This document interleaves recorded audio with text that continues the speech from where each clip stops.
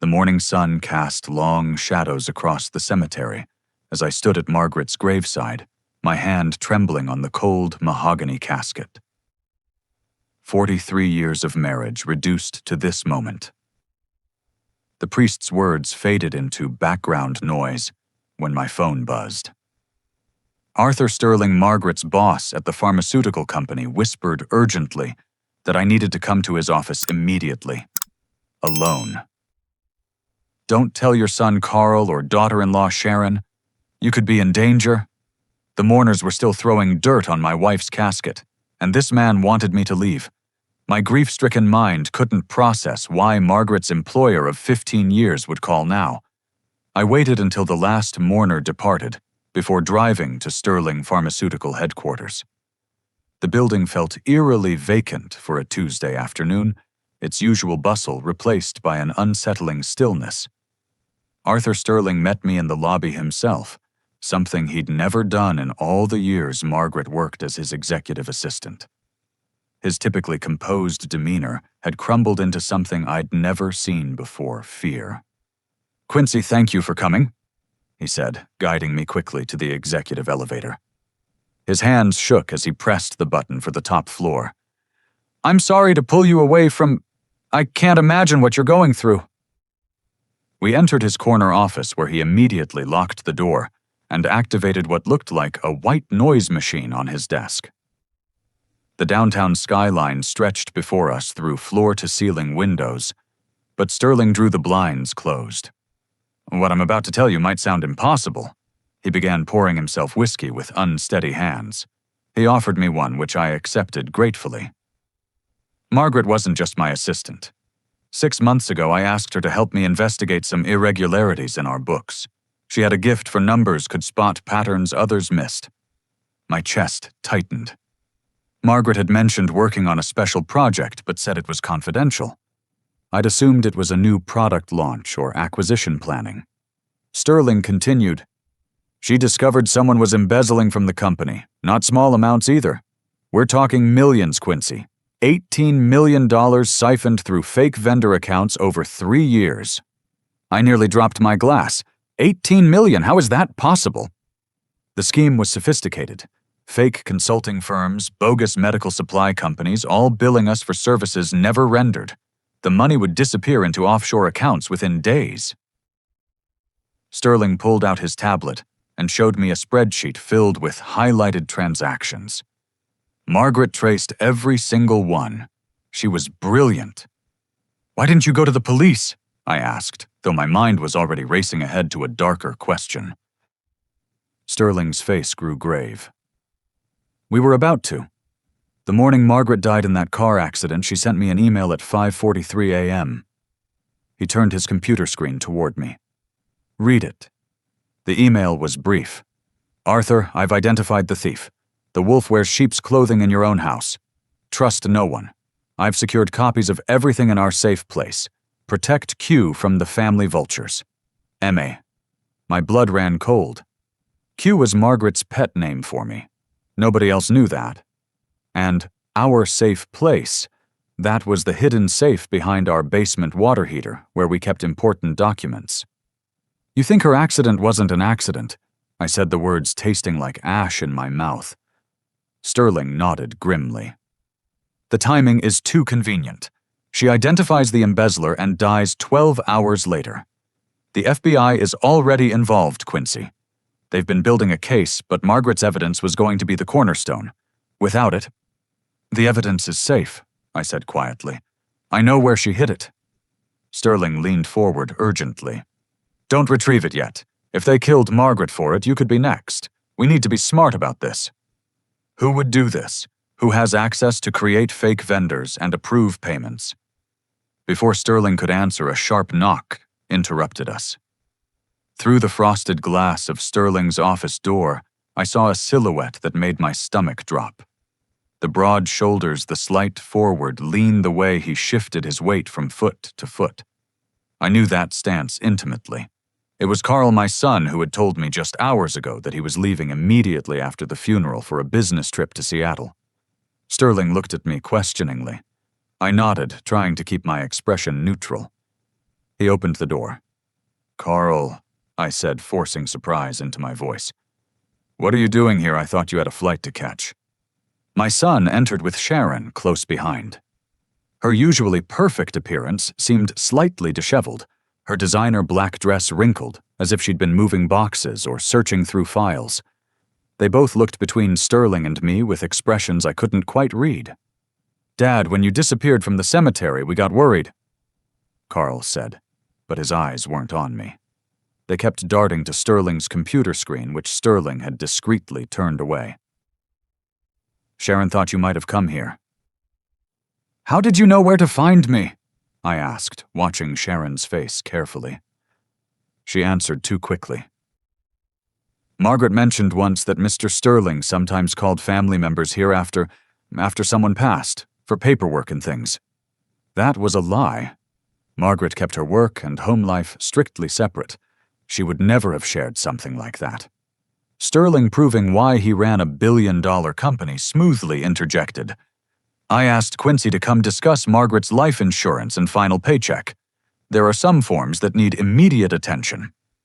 "We could have handled that, Mr. Sterling," Sharon said, her voice carrying an edge I'd never heard before.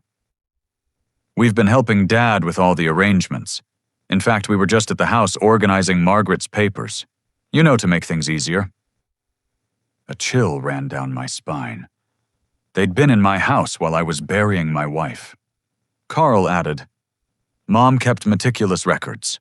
We found files and files of company documents in her home office. Should we bring those to you, Mr. Sterling?" "That won't be necessary," Sterling replied calmly. "Everything work-related should stay with the company. I'll send someone to collect it all tomorrow." An uncomfortable silence settled over the room. Sharon's fingers drummed against her purse, a nervous habit I'd noticed before, but never paid attention to. Carl stood rigid, his jaw clenched in a way that reminded me of when he was a teenager, caught in a lie. "Well," I said, breaking the tension, "I should probably head home. It's been a long day." "We'll follow you," Carl said immediately. "Make sure you get home safe." "That's not necessary, son. I've been driving for 50 years. "Please, Dad." Sharon touched my arm, her manicured nails pressing slightly too hard. "We're just worried about you. You seemed confused at the service, asking people strange questions about Mom's work." I hadn't asked anyone about Margaret's work. This was becoming something else entirely. I could feel Sterling's tension beside me, but his expression remained professionally neutral. "If it makes you feel better," I conceded, knowing argument would only raise suspicions. We left Sterling's office together, but as the elevator descended, I caught Carl and Sharon exchanging looks in the polished steel doors. Whatever they were planning, whatever they knew, it was written in those silent glances. My son, the boy I'd raised, taught to ride a bike and sent to college, was hiding something dark. And his wife, the woman Margaret had welcomed into our family with open arms, was his accomplice. As we walked through the parking garage to our cars, Carl's phone rang. He glanced at the screen and quickly silenced it, but not before I saw the caller ID Bradley Sterling, Arthur's son, who worked in the accounting department. The pieces were starting to form a picture I didn't want to see. Margaret's email echoed in my mind. "The wolf wears sheep's clothing in your own house." Had she meant our literal house, or the Sterling pharmaceutical house, or both? I climbed into my Lincoln Continental, the car Margaret had insisted we buy for our 40th anniversary. In my rearview mirror, I watched Carl help Sharon into their black BMW. They waited for me to pull out first, then followed at a careful distance. During the drive home, I called my old friend Samuel Hutchinson, who'd been my lawyer for 30 years. Speaking quietly through the car's Bluetooth, I asked him to check if Margaret had made any recent changes to our will. Quincy, I'm so sorry about Margaret," Samuel said. "What's this about?" "Just something Carl mentioned. He said Margaret promised them something for fertility treatments. They've been trying for 5 years and it's been expensive." Samuel paused. "I'll look into it discreetly. But Quincy, be careful. Grief makes people do strange things, especially when money's involved. If only he knew how right he was.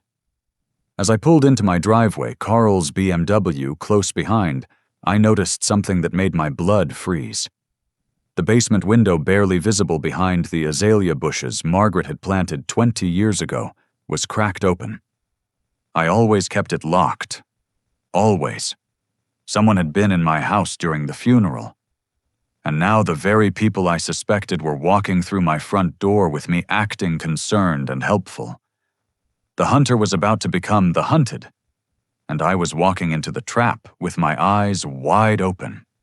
Carl and Sharon followed me inside, Sharon immediately setting her purse on the kitchen counter, while Carl suggested he check the garage to see if Margaret had left any important documents in her car. The casual way they moved through my house, splitting up to cover more ground, sent warning signals through my brain. "Sharon's been such a help," Carl called from the hallway leading to the garage. "She's got everything organized upstairs already." My stomach turned. Upstairs was Margaret's office, her private sanctuary, where she worked on her personal projects and apparently investigated millions in embezzlement. I forced myself to remain calm, playing the part of the grieving widower who needed support. "That's thoughtful of you both." I managed watching Sharon disappear up the stairs. "Can I get you anything coffee?" "We're fine, Dad," Carl said, but he wasn't looking at me. His attention was fixed on the basement door, slightly ajar when it should have been closed. "Hey, is your basement door always open? Mom was worried about break-ins in the neighborhood." The lie came so easily to him. Margaret hadn't mentioned any break-ins because there hadn't been any. Our neighborhood had been safe for the 35 years we'd lived here. "Probably just the air pressure," I said, moving toward it. "Sometimes it doesn't latch properly." But Carl reached it first, pushing it open wider. "I'll check it out. Could be a window left open down there. You know how Mom always worried about moisture and mold." Another lie. Margaret worried about many things. Our health, our children, our future. But never mold. I watched my son descend into the basement, his footsteps heavy on the wooden stairs. Above us, I could hear Sharon moving around Margaret's office drawers, opening and closing. I quietly retrieved my phone and typed a quick message to Samuel. "Need that will information urgently. Something's wrong here." 10 minutes passed. Carl remained in the basement while Sharon continued her search upstairs. I stood in my kitchen in the house where Margaret and I had raised our family, feeling like a stranger in my own home. Every sound made me wonder what they were finding, what they were taking, what they were planning. Finally, Carl emerged, brushing dust from his hands. "Everything looks fine down there. Moved some boxes around to check the windows. They're all secure." The boxes near the water heater. He'd been looking for the safe. Sharon came down moments later, carrying 3 banker boxes filled with files. "These were all loose on Margaret's desk," she explained. "I thought we should organize them properly. You know, in case there are insurance documents or financial statements you need." "How thoughtful," I said, recognizing several folders that contained Margaret's personal research. One was labeled Vendor Analysis 2021-2024 in her neat handwriting. Carl quickly took the boxes from his wife. "We'll go through these at our place and organize everything for you, Dad. You shouldn't have to deal with paperwork right now." "Actually, I'd prefer to keep everything here," I said, reaching for the boxes. Carl pulled back slightly. "Dad, you're exhausted. Let us help. Mom would want us to take care of you." There it was again, invoking Margaret's name to manipulate me. My wife, who had died trying to expose corruption, being used as an excuse to steal her evidence. The fury that rose in my chest was volcanic, but I forced it down. Not yet. I needed to know more. "Maybe you're right," I conceded. "But at least let me look through them first. There might be personal letters or photos." Sharon's phone rang, cutting through the tension. She glanced at the screen, and her face paled. "I need to take this," she said, stepping onto the back deck. Through the kitchen window, I watched her pace, gesturing animatedly. Her voice carried on the wind. "No, we haven't. Yes, he was there. I don't know what Sterling told him. We need more time. Carl seemed oblivious, still clutching the boxes like a life preserver. Dad, I need to tell you something. Mom called Sharon the morning she died. She sounded strange, talking about making things right and protecting the family. Did she seem worried about anything? I studied my son's face. At 38, he still had the same earnest expression he'd worn as a child when trying to explain why the cookie jar was empty. But now there was something else, a desperation that made him look older, worn down. She mentioned work was stressful, I said carefully, but nothing specific.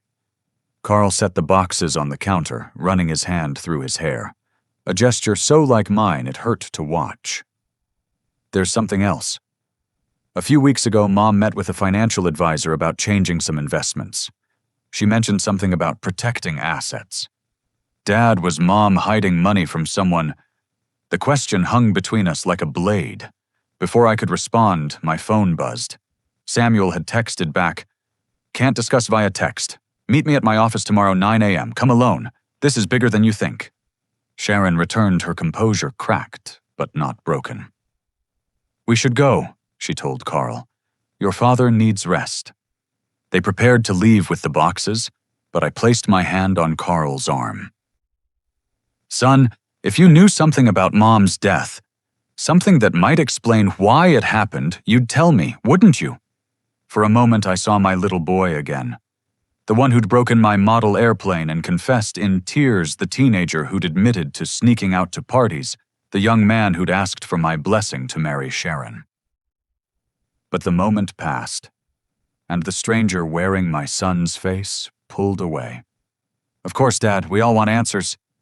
After they left, I immediately went to the basement. As I'd suspected, the boxes had been thoroughly searched, but they hadn't found the safe. Margaret had hidden it too well behind a false panel. Inside, I found what she'd died protecting USB drives, printed emails, bank statements, and a letter addressed to me. My hands trembled as I read her words. "My dearest Q, if you're reading this, then my worst fears have come true. The evidence here will explain everything, but please know that whatever you discover, I never stopped loving our son. Sometimes those we love most are capable of the greatest betrayals. Be careful, my love. Trust Sam Hutchinson and Arthur Sterling, but no one else. The wolves have been in our home all along. All my love, M." I studied the bank statements first. Multiple transactions linked to companies I didn't recognize: Fitzgerald Enterprises, CFS Consulting, Medicor Solutions. But what made my heart stop was finding Carl's name listed as a consultant for several of them. My son, who worked in software development for a tech startup, supposedly consulting for medical supply companies.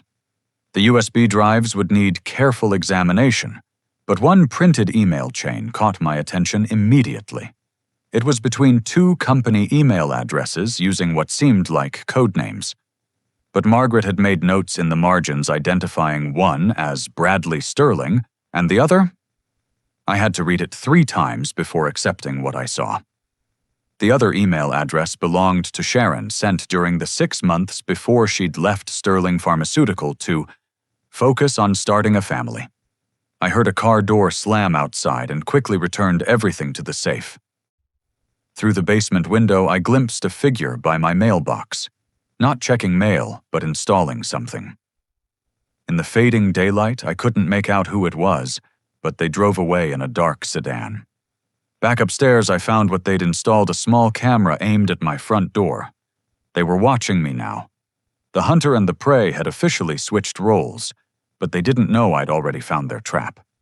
That night, I sat in Margaret's favorite chair, surrounded by her scent that still lingered in the fabric. The house felt different now, no longer a sanctuary, but a battlefield. Every creak could be an intruder, every shadow a threat. But alongside the fear was something else: determination. Margaret had known she was in danger, but continued anyway. She'd gathered evidence, knowing it might cost her everything, because stopping the corruption mattered more than playing it safe. Now that torch had passed to me. I thought about Carl somewhere across town with those boxes, probably combing through them with Sharon. Did he know they'd killed his mother? Was he part of it from the beginning? Or just desperate enough to cover it up after the fact? The boy I'd raised wouldn't hurt a fly, but desperation changes people. And according to their own words, they'd been trying for a baby for 5 years, pouring money into fertility treatments. My phone rang, startling me. The caller ID showed Sterling Pharmaceuticals' main line. "Quincy, it's Arthur. I just wanted to check on you, and to let you know that I've moved up our internal audit. If anyone involved in the embezzlement is going to make a move, it'll be soon."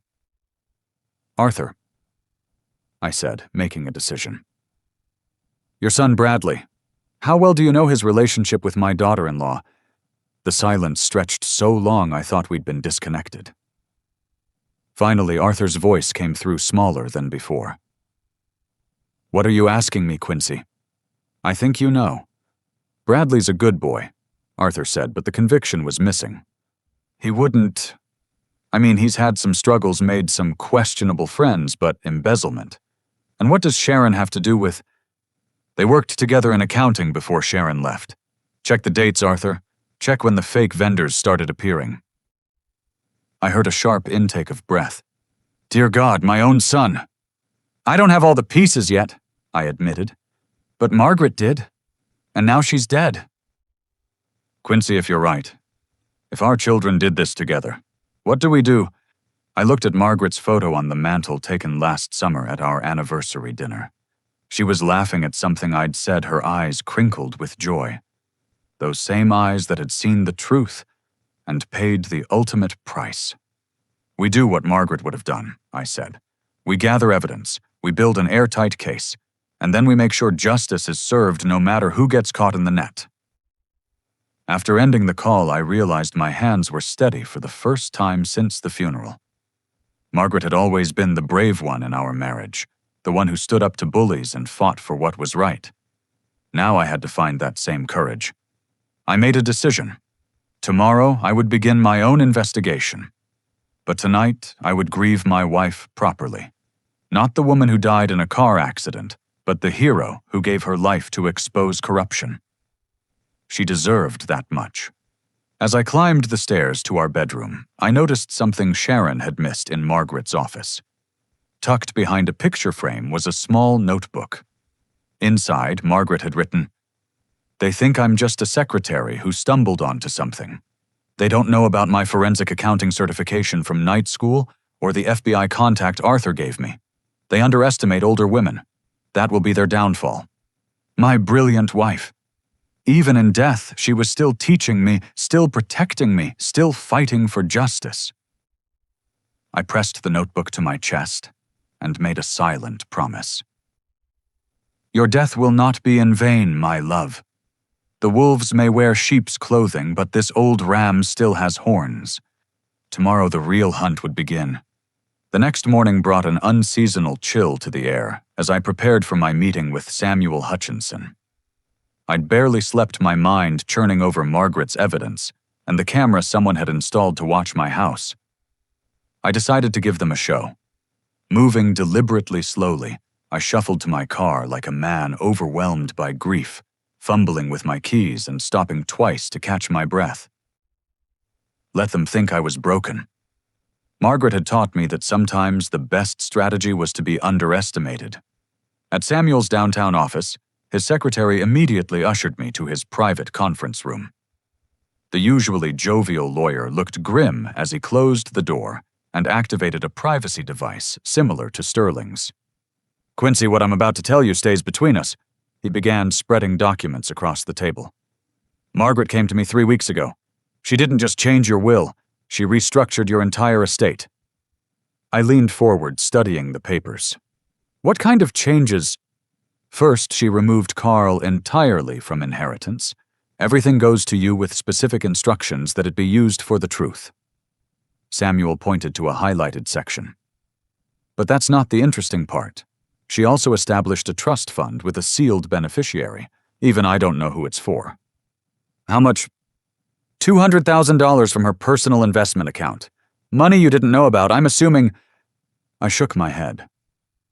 Margaret had always managed her retirement accounts from her years working before Carl was born.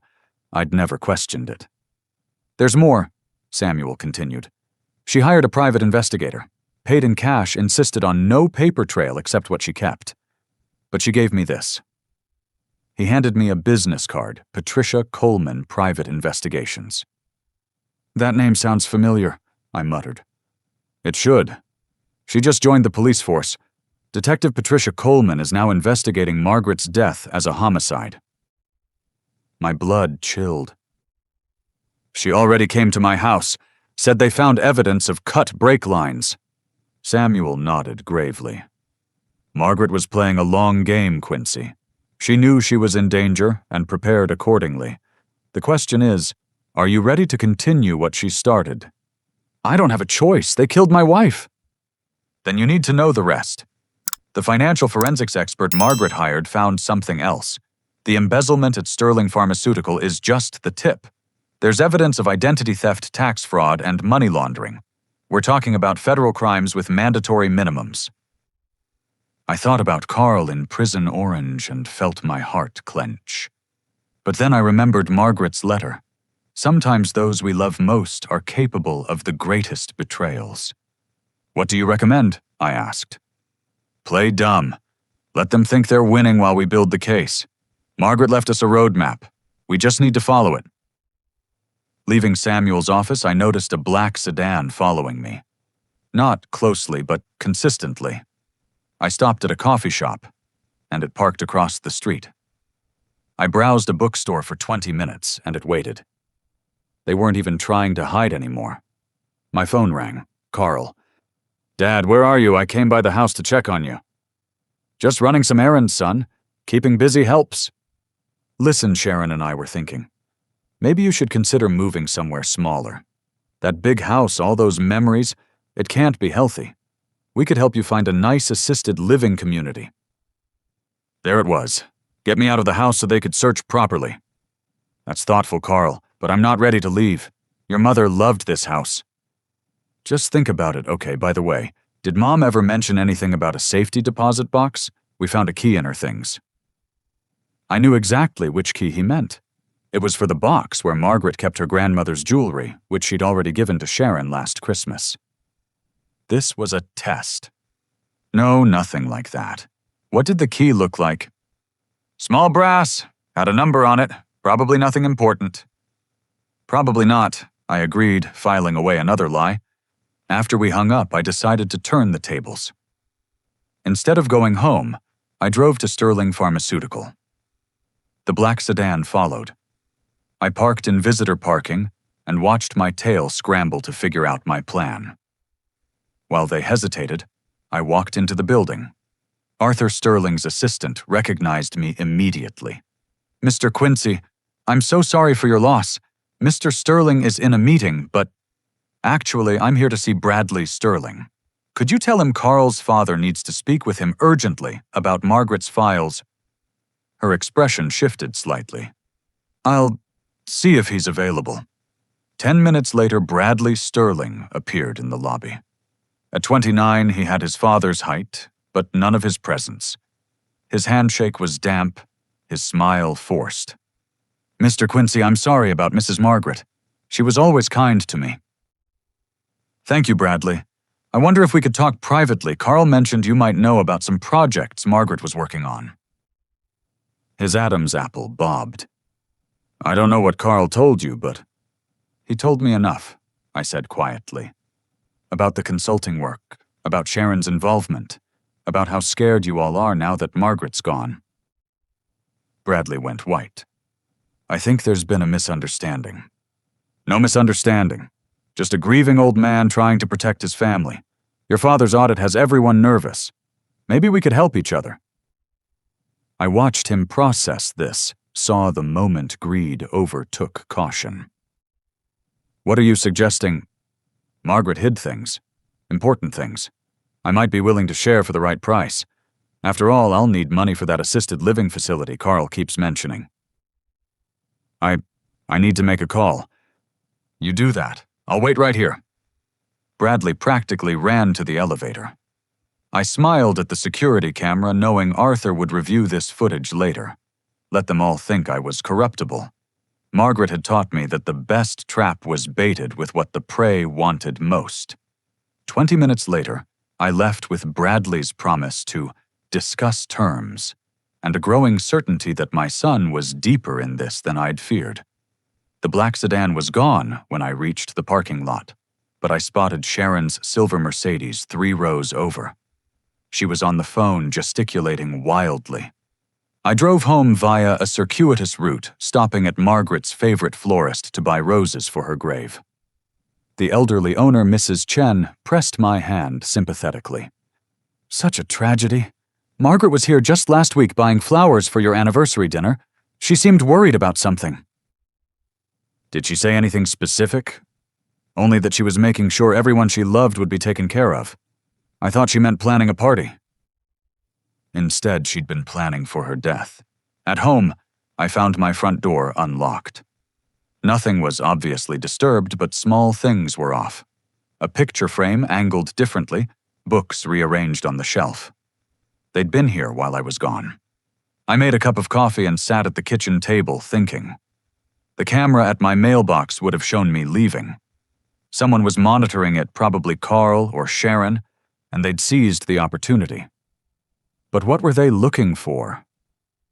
They already had the boxes from Margaret's office.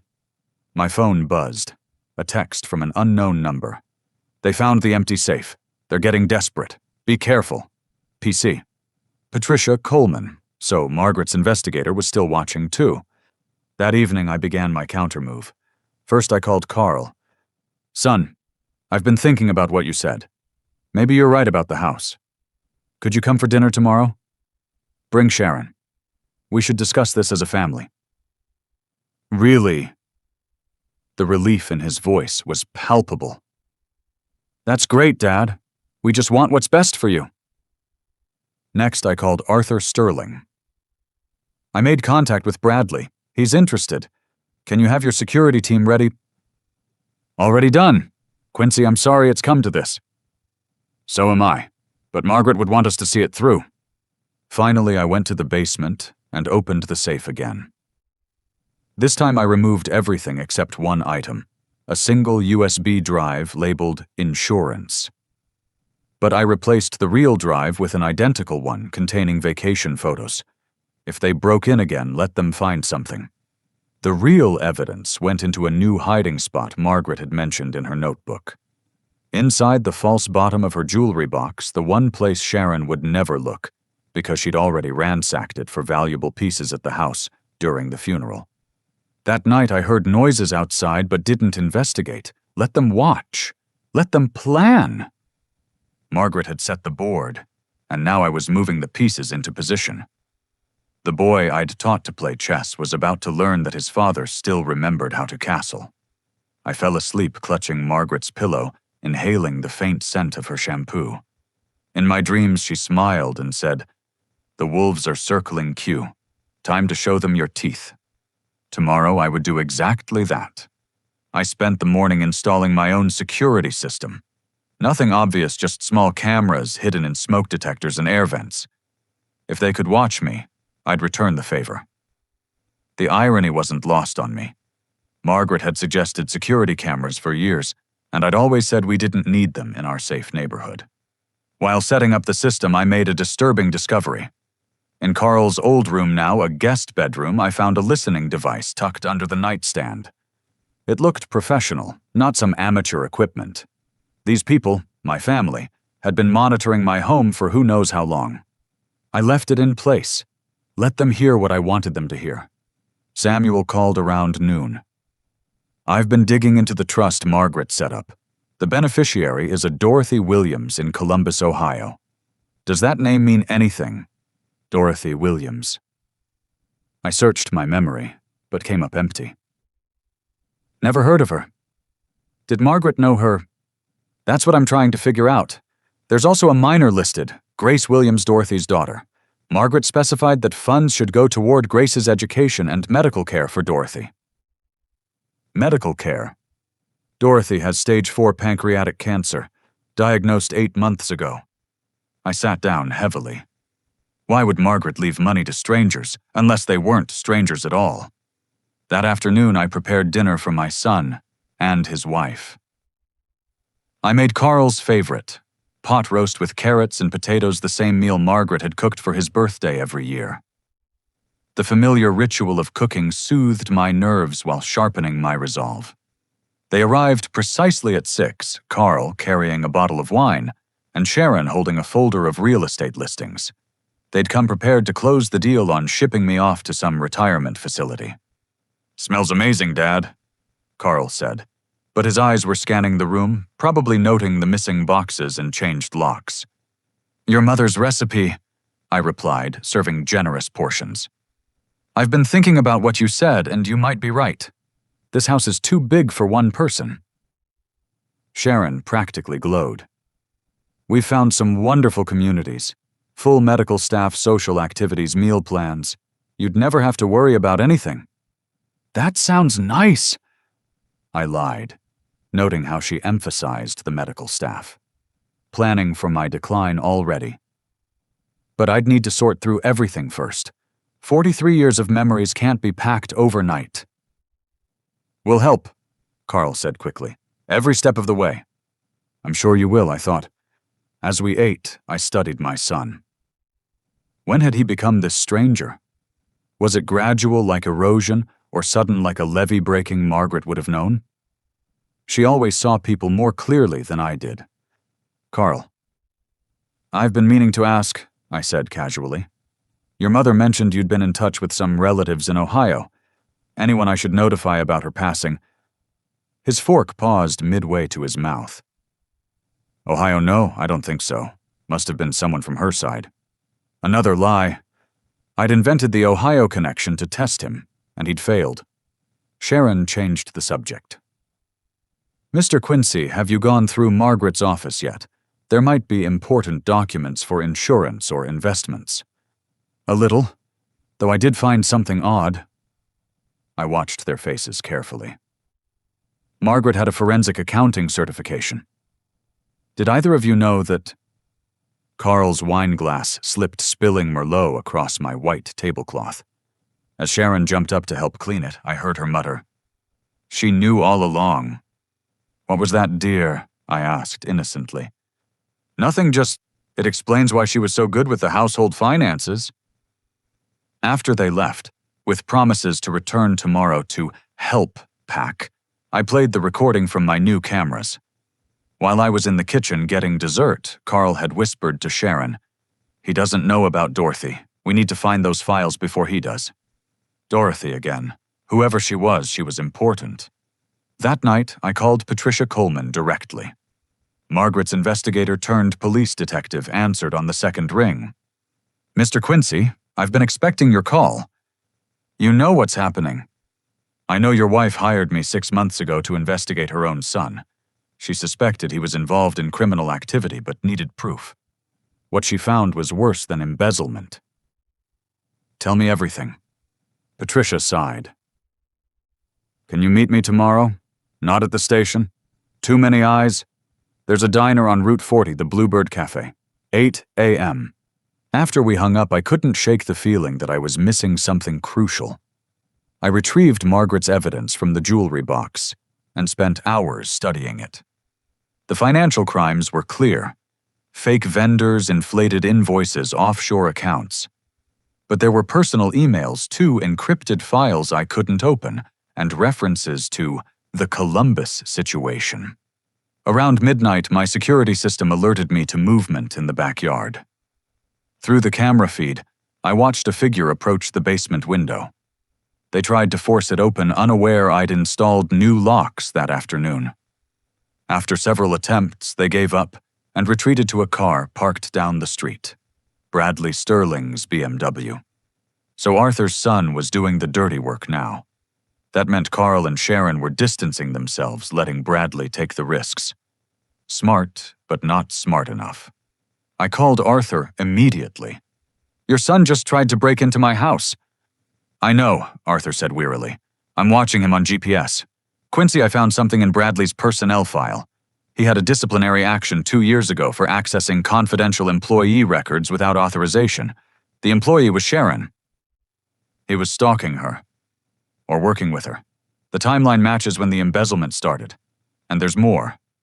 Bradley's been in contact with someone in Columbus. Multiple calls to a Dorothy Williams. There she was again.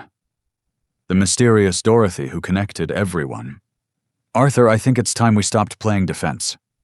What do you suggest? Tomorrow leak something to Bradley. Tell him you're giving me access to Margaret's work computer to go through her files. Make it seem routine part of settling her affairs. But Margaret's computer was wiped clean the morning she died. Bradley doesn't know that. Let him panic about what I might find. Desperate people make mistakes. After we hung up, I sat in the dark living room thinking. Margaret had known she was in danger but continued investigating. She'd protected me by keeping me ignorant, but also left me everything I needed to finish her work. Even in death, she was still my partner. I must have dozed off because I woke to my phone ringing. 3 a.m., Carl's number. Dad, are you okay? Sharon thought she heard someone breaking into your house. We're on our way over. Interesting. Bradley must have called them when he failed. I'm fine, son. Just the neighbor's cat setting off the motion lights again. We're still coming. You shouldn't be alone. They arrived within minutes, which meant they'd been nearby, waiting, watching. Carl used his key to enter, the one I'd forgotten he had. I'd change those locks tomorrow. Dad, you look terrible, Sharon said with false concern. When's the last time you slept properly? Not since Margaret. I let my voice trail off. Carl put his arm around me, and for a moment I felt the ghost of the boy he used to be. We're worried about you. The house mom's death, all this stress. Maybe you should see a doctor. Get something to help you sleep. Ah, so that was the new plan. Medicate me into compliance. Maybe you're right, I said. I haven't been thinking clearly. Earlier I could have sworn I saw Bradley Sterling in the backyard. Ridiculous, right? Carl and Sharon exchanged quick glances. Very ridiculous, Sharon agreed. Bradley barely knew Margaret. Why would he be here? That's what I thought. My mind's playing tricks on me. They stayed another hour making tea and fussing over me like I was an invalid. I played along, letting them see a broken old man instead of the hunter gathering strength. When they finally left, Carl paused at the door. Dad, I know this is hard, but Mom would want you to let us help. We're family. Family. The word tasted bitter now. You're right, son. Family should stick together. After their car disappeared, I checked my cameras. While Sharon had distracted me in the kitchen, Carl had planted something in Margaret's office. Another listening device clumsily hidden compared to the professional one upstairs. I left it in place and went to the office speaking aloud as I shuffled papers. Margaret, why didn't you tell me about the certification about the investigation I could have helped? We could have faced this together.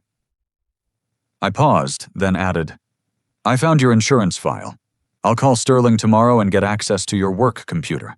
Maybe that will explain everything. The trap was baited. Now to see who would bite first.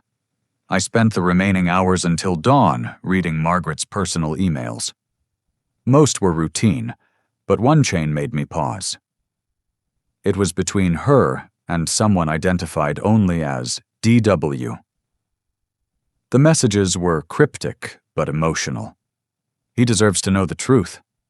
Not yet. He's happy. Why destroy that? Because lies have a way of surfacing. Better from you than someone else. Give me time, after I handle this situation at work. The last email was dated 3 days before Margaret's death. DW had written, Time's running out for me. If you won't tell him, I will. I stared at the screen until my eyes burned. Tell who what? The obvious answer was Carl. But what truth could be so devastating? As sunrise painted the sky pink and gold, I made myself breakfast and prepared for the meeting with Patricia Coleman. Whatever secrets Margaret had been protecting, whatever truths she'd died to preserve, I would uncover them all. The wolves thought they were closing in on a week-old ram. They had no idea the ram had found his dead mate's arsenal and was preparing for war. The Bluebird Cafe sat on a stretch of Route 40. That time had forgotten its neon sign flickering between blue and black, like a dying heartbeat. I arrived early, choosing a booth in the corner where I could watch both entrances. Old habits from my engineering days. Always know your exits. Patricia Coleman walked in precisely at 8, her detective shield discreetly visible on her belt. She was younger than I'd expected, maybe 35, with sharp eyes that had seen too much. "Coffee?" she asked, sliding into the opposite booth. "Black, like this whole situation." She smiled grimly and signaled the waitress. After we ordered, she pulled out a tablet. "Mr. Quincy, what I'm about to show you might be disturbing. Your wife hired me initially to investigate suspected embezzlement at Sterling Pharmaceutical. What I found was complicated." "I can handle complicated."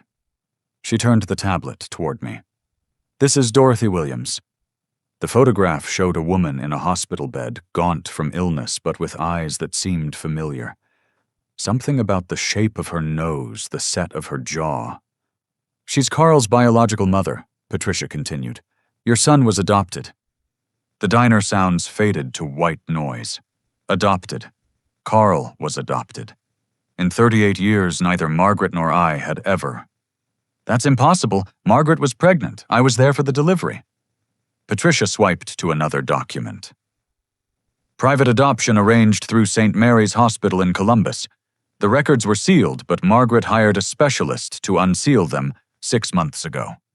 Dorothy was 17, addicted to drugs, unable to care for a baby. Your wife and you were having trouble conceiving." My hands shook as I lifted the coffee cup. "Margaret knew. She's known for about a year. Dorothy reached out when she was diagnosed with cancer. She wanted to meet Carl before she died." And Margaret said no. "It's more complicated. Dorothy's been clean for 20 years, raised another daughter, Grace. But when she first contacted Margaret, she asked for money, claimed she was owed something for giving up Carl." The pieces clicked. Margaret thought she was being blackmailed. Exactly. But then Dorothy got sick, and the requests became desperate. She needed treatment money not for herself, but to stay alive long enough to see her daughter graduate high school. "The trust fund. Margaret set up a trust for them." Patricia nodded. She was going to tell Carl everything after she dealt with the embezzlement. She thought someone at Sterling was using the Dorothy situation to manipulate Carl, drawing him into the financial crimes. "Sharon," I breathed. Sharon knew. She found out during her time in Sterling's accounting department. Bradley Sterling helped her access sealed adoption records. That's what his disciplinary action was really about. They've been using it as leverage. My world tilted. My son living a lie. My wife keeping secrets. My daughter-in-law orchestrating theft and betrayal. "There's more," Patricia said gently. "The morning Margaret died, Dorothy called her, told her she'd reached out to Carl directly. She was tired of waiting, tired of being denied her son. Margaret was rushing to meet Dorothy to convince her to wait. The brake lines were cut the night before. Someone knew Margaret's routine, knew she'd take that route to Columbus." I closed my eyes, seeing it all. Margaret discovering the embezzlement, realizing Carl was involved, knowing Sharon was pulling the strings. My wife trying to protect our son while stopping the crime, caught between mother's love and justice. "What happened to Dorothy?" I asked. "She's in hospice. Maybe 2 weeks left. She doesn't know Margaret's dead. Still waiting for her to show up and explain why she kept Carl away." The waitress refilled our cups, oblivious to my shattering world. Patricia pushed a business card across the table. "That's Dorothy's hospice, in case. Does Carl know about the adoption?" "We don't think so. Sharon's been keeping it as insurance, probably planning to reveal it at the right moment to completely control him." I thought about my son building his life on a foundation of lies he didn't even know existed. "What do you need from me?" Margaret gathered enough evidence to convict them all of embezzlement. But for murder, we need more. We need someone on the inside. "Tell me what to do." Patricia outlined the plan. I would meet with Bradley Sterling, pretend to negotiate selling Margaret's evidence. Meanwhile, the FBI would be recording everything. One confession, one slip, and the whole conspiracy would unravel. I left the diner with a heavy heart, but clear purpose. In the parking lot, I called Arthur. "Did you leak the computer story to Bradley?" "This morning." He practically ran out of the building. "Quincy, I also found something else. 3 large transfers from company accounts to a medical facility in Columbus. Bradley authorized them, but they trace back to Sharon's requests. They were funding Dorothy's treatment. Why, my guess keeping her alive as leverage over Carl. As long as she could reveal the truth, they owned him." The cruelty of it staggered me, using a dying woman's wish to see her son as a weapon. I drove to Sterling Pharmaceutical for the staged computer access. Bradley met me in the lobby sweating, despite the air conditioning. "Mr. Quincy, I heard you were coming. About yesterday." "Forget yesterday. We have bigger problems. The FBI contacted me this morning." His face went white. "The FBI?" "About Margaret's projects. Apparently she was copying sensitive files. They want to examine her computer." "But did you tell them anything?" "What would I tell them? I don't know what my wife was doing. But Bradley, if there's something you need to share, now's the time." He glanced around nervously. "Not here. Can you meet me tonight?" "My apartment." "Why would I do that?" "Because I have information about your son, about why he's really involved in this." I forced surprise onto my face. "Carl's involved in what?" "Just come. Midnight, alone." He scribbled an address and practically threw it at me before fleeing. I spent the afternoon at Margaret's desk pretending to go through her computer while actually studying her personal journal, which I'd found hidden in a hollowed-out procedures manual. Her entries from the last months painted a picture of a woman torn apart. "Discovered Carl's name on suspicious invoices today. My hands won't stop shaking. Sharon knows about Dorothy. Overheard her on the phone, using it to control him. Met with Patricia. The evidence is damning. How do I save my son while stopping this?" Dorothy called again. "She's dying. Do I have the right to keep her from Carl? But if he learns the truth now in the middle of this, Sharon will destroy him." "Arthur's son is deeper than we thought. 3 of them working together. My son, the woman he loves, his friend, all corrupt." "Decided. We'll meet Dorothy tomorrow, tell her everything, ask for more time, then to the FBI. God help me." The last entry was dated the morning she died. "Today I save my son even if he hates me for it. Q will understand. He always does. But she never made it to Dorothy, never made it to the FBI. They killed her first." That evening I prepared for the meeting with Bradley. Patricia had given me a recording device, warned me about entrapment, coached me on what to say. The FBI would be listening, ready to move if needed. I also made a decision. After dealing with Bradley, I would drive to Columbus. Dorothy deserved to know what happened to Margaret. Deserved to know that her son had been loved even if he'd lost his way. As midnight approached, I armed myself with Margaret's evidence and my own determination. The hunter was about to enter the wolf's den, but this time I wouldn't be prey. I thought of Margaret, brave until the end, and whispered, "Almost there, my love. The truth you died protecting is about to set us all free." Bradley Sterling's apartment building stood like a glass and steel monument to new money, all sharp edges and cold surfaces. The doorman barely glanced up as I entered, probably used to midnight visitors in this part of town. I took the elevator to the 15th floor, my wire feeling heavy under my shirt. Bradley answered on the first knock, looking worse than he had that morning.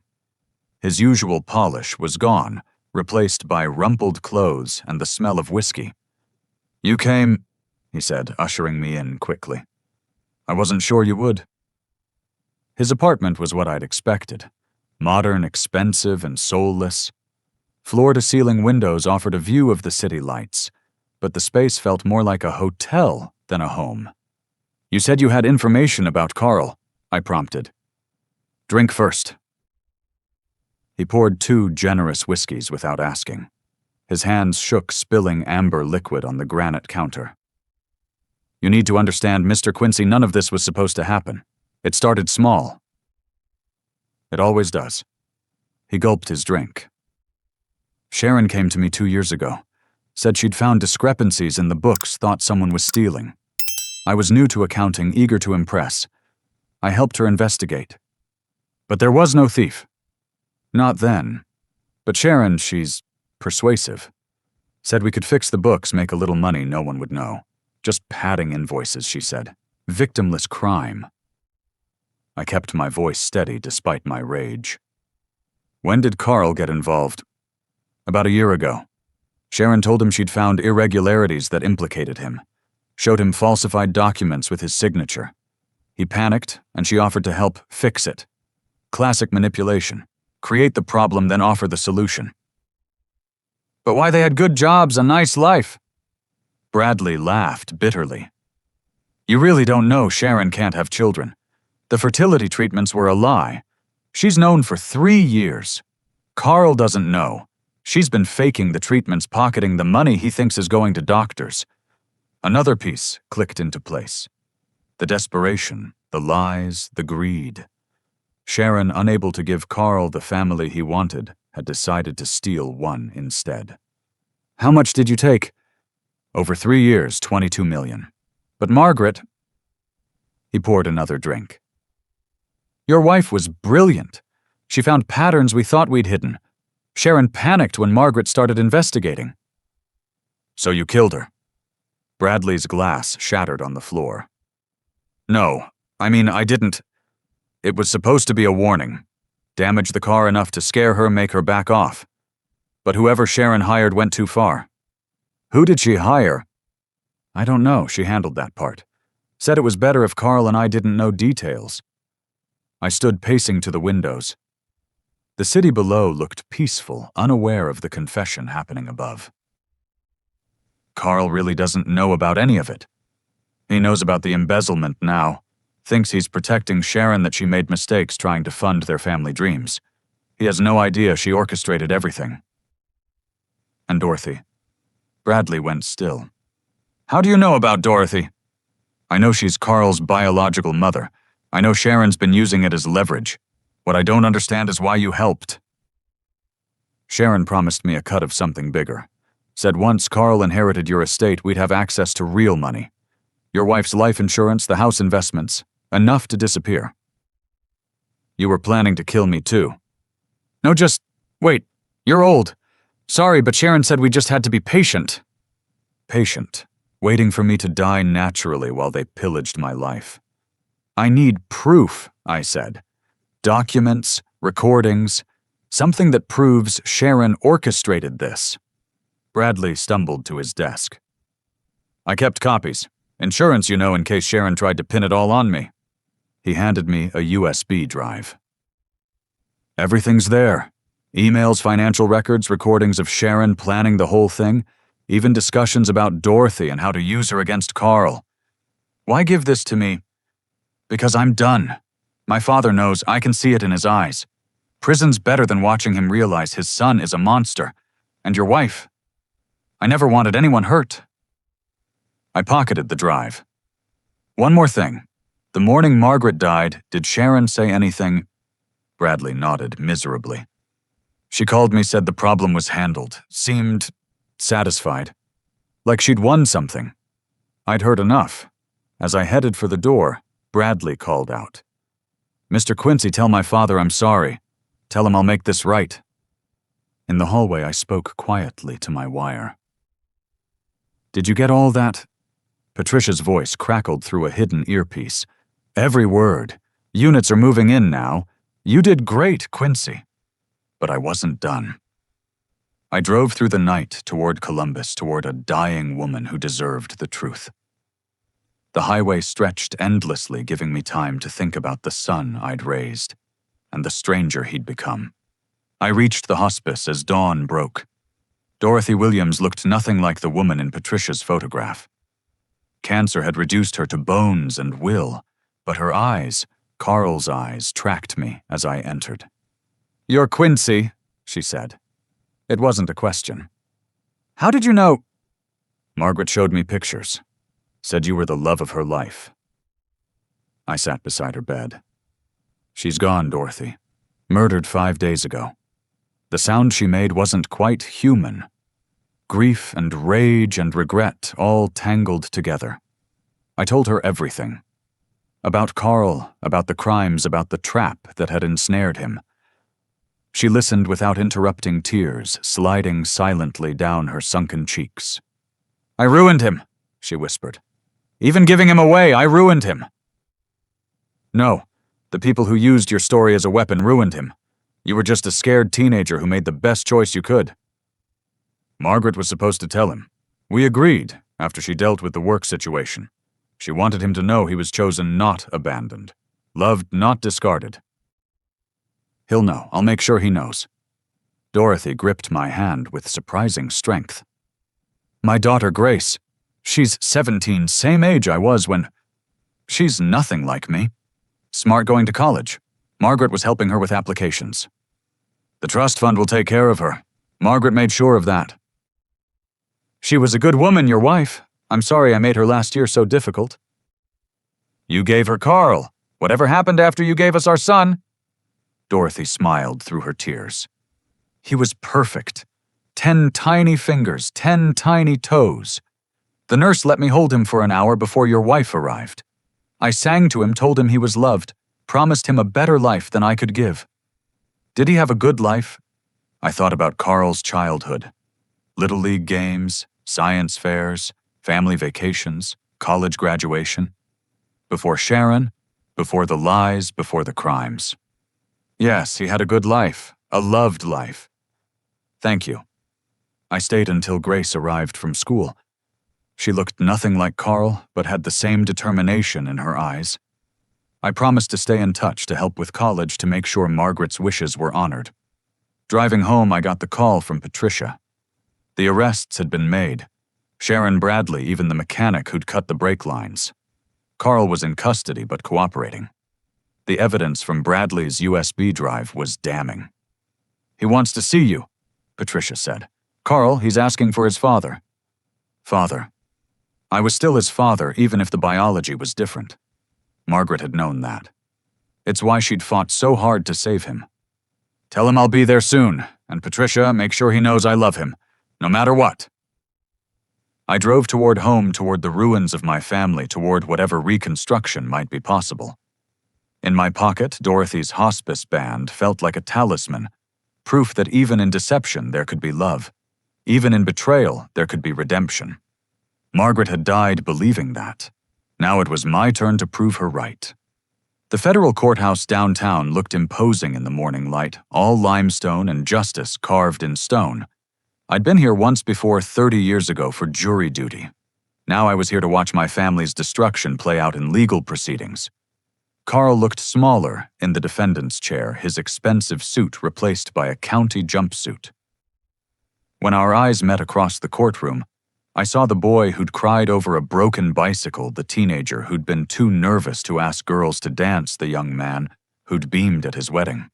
Sharon sat separately, her legal team clearly distancing her from the others. She'd styled herself as a victim, but the evidence was overwhelming. Over 6 months, the trial revealed everything. Sharon Martinez Quincy, the mastermind who'd orchestrated $22 million in embezzlement. She'd manipulated Carl with false evidence, convinced him he was already implicated, then offered to save him by bringing him deeper into the scheme. The fertility treatments he'd been paying for had been fake. She'd had a hysterectomy years before they met, but never told him, instead collecting nearly $200,000 for non-existent procedures. Bradley Sterling testified against them all in exchange for a reduced sentence. His recorded conversations with Sharon were particularly damning. In one, she'd laughed about Carl being too stupid to realize his own wife can't have children. In another, she detailed her plan to eventually poison me, making it look like a heart attack. But the most painful testimony came from Carl himself. My son, finally understanding the depth of betrayal, broke down completely on the stand. He admitted to the financial crimes but swore he hadn't known about Margaret's murder until after it happened. The prosecution believed him. His horror at discovering Sharon's involvement had been captured on jail recordings. "I thought I was protecting her," Carl said through tears. "She told me she'd made mistakes, that people were framing her. I loved her. I couldn't see what she really was." The verdict came on a Thursday. Sharon received 35 years for embezzlement, money laundering, and conspiracy to commit murder. She'd never confessed to ordering Margaret's death, but the evidence was clear. The mechanic she'd hired through intermediaries had kept meticulous records. Bradley got 12 years reduced from 20 for his cooperation. His father, Arthur Sterling, sat behind me every day of the trial, aging years in months. We'd grown close in our shared tragedy. Two fathers watching their children fall. Carl received 8 years for embezzlement and conspiracy. The judge noted his manipulation by Sharon and his genuine remorse. It could have been worse. Should have been worse. But I'd hired the best lawyers using Margaret's life insurance money to try to save what was left of our son. After sentencing, they allowed me 5 minutes with Carl in a holding room. He couldn't meet my eyes.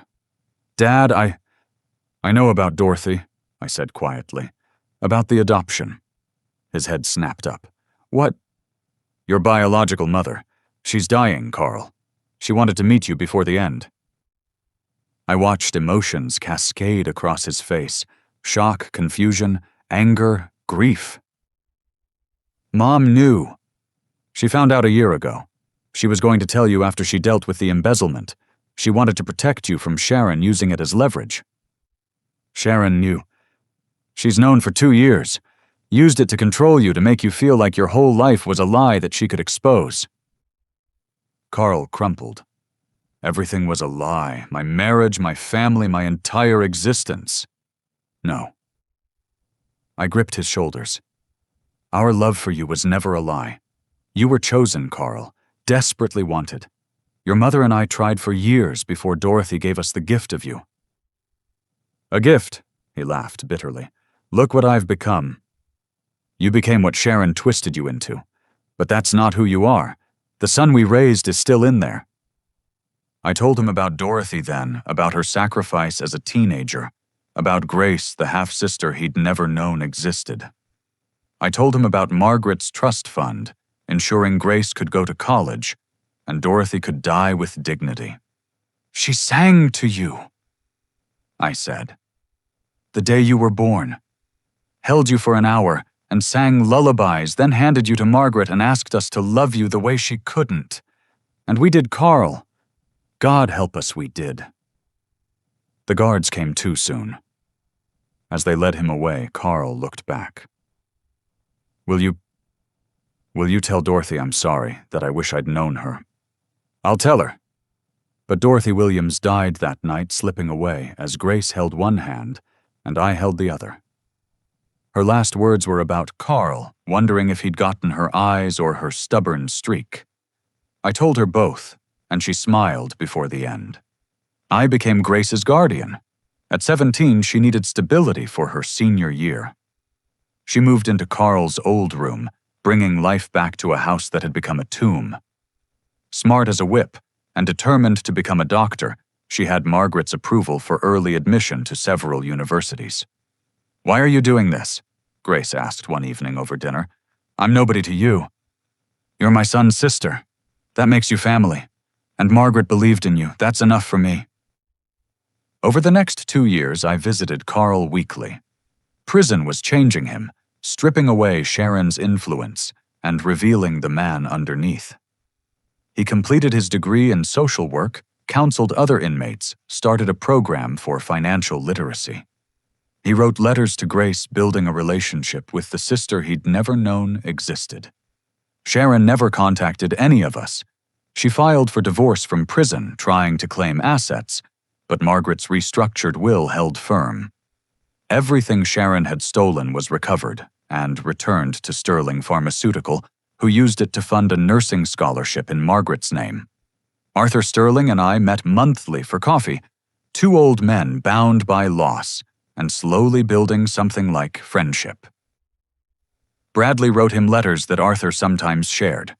His son was teaching accounting to other inmates, trying to use his skills for good. On the 3rd anniversary of Margaret's death, I stood at her grave with an unexpected crowd. Grace was there about to graduate pre-med. Arthur Sterling came bringing flowers. Patricia Coleman, now a lieutenant, stopped by on her lunch break. Even Samuel Hutchinson made an appearance. "She'd be proud," Samuel said. "You exposed the corruption, saved the company, and somehow salvaged a family from the wreckage." But the real surprise came as we were leaving. A figure approached from the parking lot. Carl, thin but healthy, wearing civilian clothes. Early release for good behavior and substantial cooperation in recovering the stolen funds. "Dad," he said simply. I embraced my son for the first time in 3 years. He felt different. Harder in some ways, softer in others. Prison had burned away the boy, leaving a man who understood consequences. "I want to do better," he said. "Be better." The parole board arranged a job at a non-profit that helps families affected by white-collar crime. It's not much, but it's honest. It's a start. Grace hung back, uncertain. She'd only known Carl through letters and glass partitions. But Carl approached her with the same uncertainty. "Sister," he said, trying the word out. "I know I'm not what you hoped for in a brother." "You're exactly what I expected," Grace replied. "Flawed, complicated, but trying. Mom would have liked that." "Which mom?" "Both of them."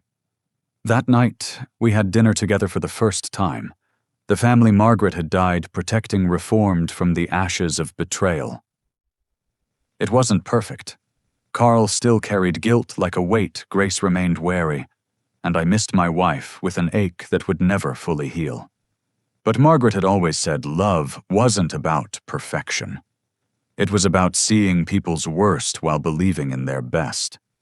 She'd died believing Carl could be redeemed, that family could survive even the deepest betrayals, that truth was worth any price. As I raised a toast to absent friends and present company, I felt Margaret's presence like a warm hand on my shoulder. The wolves had worn sheep's clothing in our own home, but love, stubborn, persistent, sacrificial love, had been the ultimate hunter. "To Margaret," I said, "who loved us all better than we deserved." "To Mom," Carl and Grace said in unison, then looked at each other in surprise. In that moment, I saw Margaret's final victory. She'd saved more than evidence or money or justice. She'd saved the possibility of a future, the chance for redemption, the hope that even the most broken things could be rebuilt. The wolves had been vanquished, but more importantly, the sheep had learned to protect each other. And somewhere I knew Margaret was smiling. Looking back now, 5 years after that dinner, I can see how Margaret's sacrifice shaped us all. Carl runs a successful program helping white-collar criminals rebuild their lives after prison. Grace just finished her residency in oncology, inspired by Dorothy's battle. I've turned our story into a foundation that helps families torn apart by financial crimes. But perhaps the greatest testament to Margaret's legacy came last month. Carl stood before a group of new inmates sharing his story as a warning and a hope. "My mother died because I let greed and lies poison my life," he said. "But she also died believing I could be better. Every day I try to prove her right." After his speech, a young man approached him. "My wife says she's trying to protect me from my mistakes," he said. "Says I should trust her to fix everything." Carl looked him in the eye. "Run," he said. "Run to the FBI, run to a lawyer, run to anyone who can help. But don't let someone else's version of protection destroy your life. Real love tells the truth, even when it hurts." The young man listened. 2 weeks later, another embezzlement scheme was exposed before it could claim more victims. Margaret's story, filtered through Carl's experience, had saved another family from destruction. I'm 72 now, my hair white as snow, my hands not as steady as they once were. But when young FBI agents or forensic accountants ask me to consult on cases, I always say yes. It's my way of honoring Margaret, of making sure her death continues to mean something. Grace calls me Grandpa, though we share no blood. Carl found love again, with a woman who knows his whole story and loves him anyway. They're adopting a child next month, a teenage boy whose parents were imprisoned for financial crimes. The cycle of redemption continues. Some nights I still dream of Margaret.